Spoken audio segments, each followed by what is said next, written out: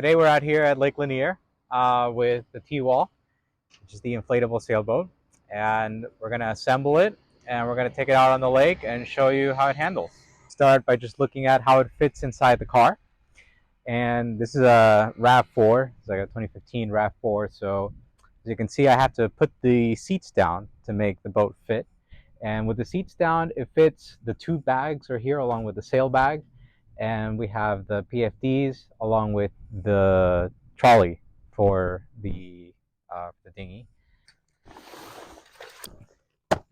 It is possible to carry one by yourself, so it's a little tricky. Here we go. I am assembling it on asphalt, and the first time I did this, I worried that it might scratch the hull or scratch the sail or cause a problem, but it doesn't. Here we are.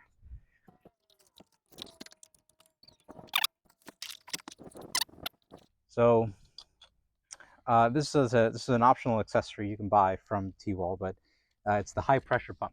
So it comes in these. It's really two parts. It comes with a nice bag, the battery and the pump. And so all you do is, this is the blow side. So we'll attach this here, up in there. We'll do the same thing, but we'll use the smaller electric pump. All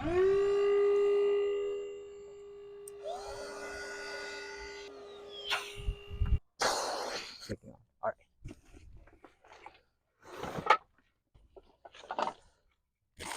Because it's all a bunch of like aluminum tubing.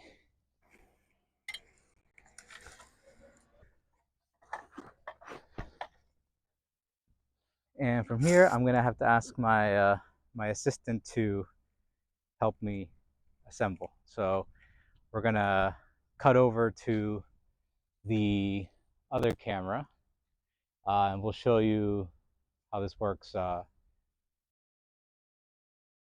And finish inflating it now. And a really ugly pump sound now. Get ready. You might need to move. Right, trolley. Head piece, middle piece, middle T, two these.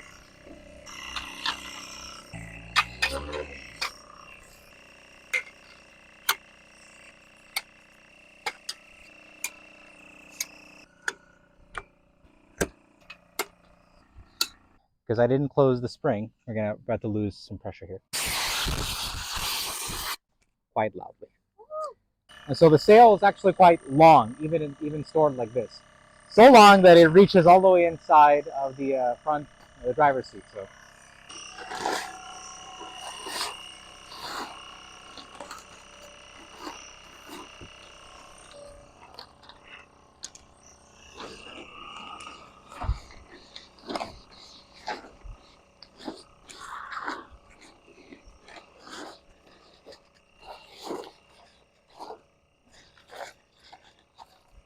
Now we need the battens.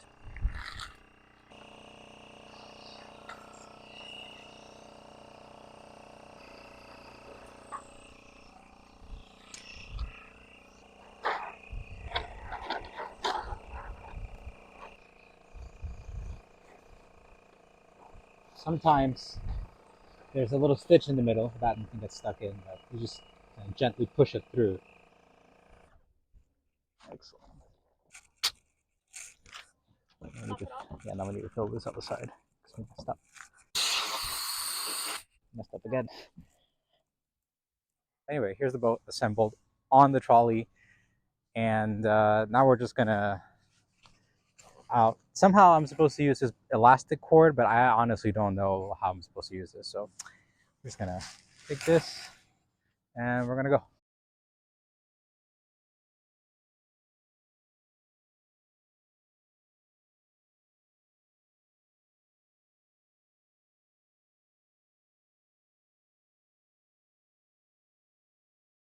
All right, so we're now out in the water.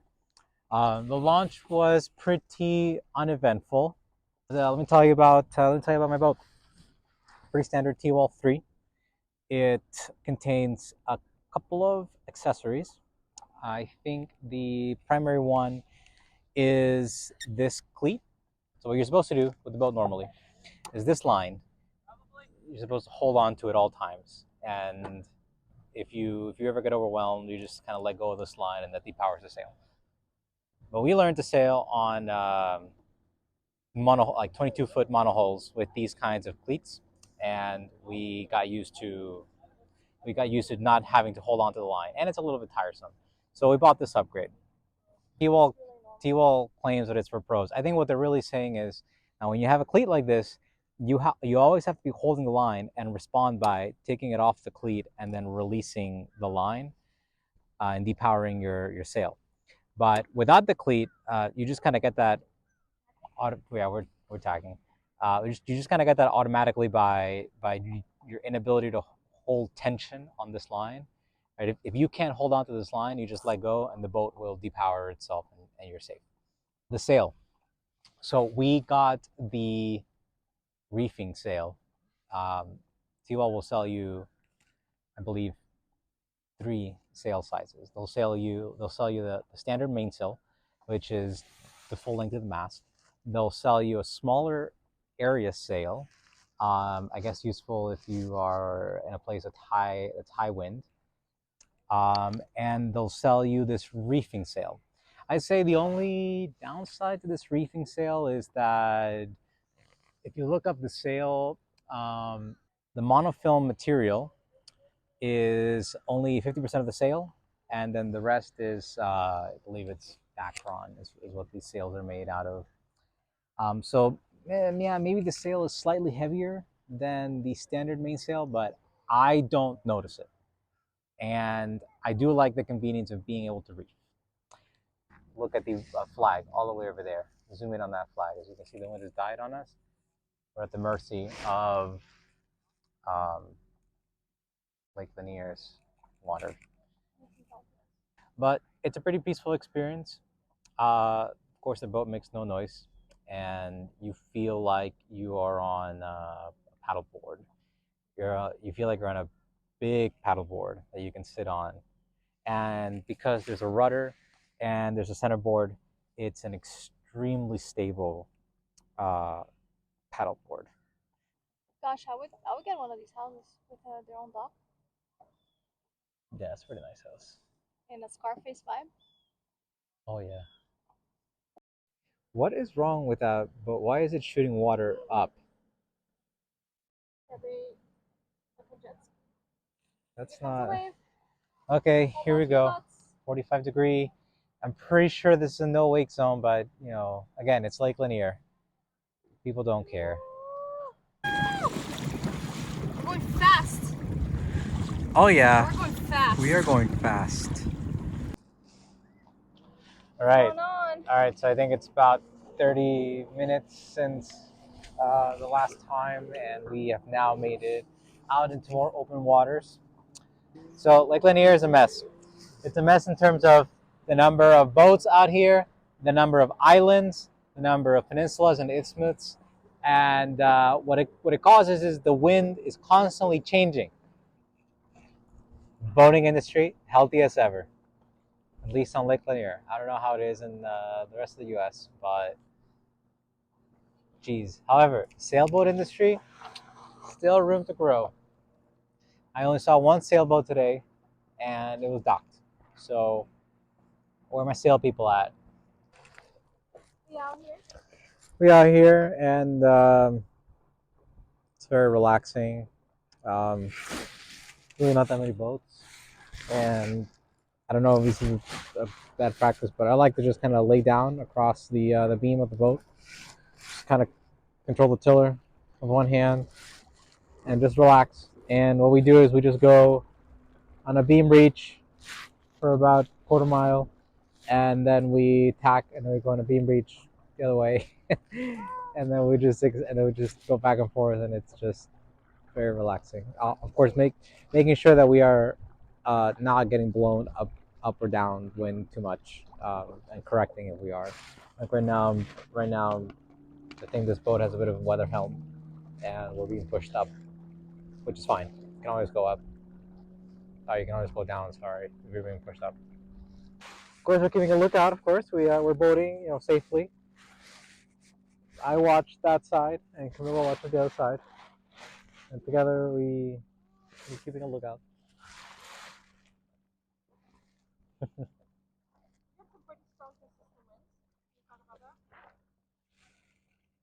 Yeah. So one thing I'd like to point out is this is such a small boat that the turning the tiller too much acts as a brake. So if I when I'm turning here, I'll head downwind for a second. So or I'm going up actually. So I can I can turn the tiller so much that the boat before I jibe, the boat slows down considerably. So it's good technique on light wind days to try to keep the tiller as straight as possible, and then use anything else that you can to turn the boat. Use your body as ballast, change your point of sail, move the tiller in very small movements, very small movements. Don't do a lot of extreme movements because if you do, the tiller will stop the boat rather quickly. All right, so tell me what just happened to us. We were out in our Tiwal sailing as one generally does. We saw the wind coming from the open area of the lake.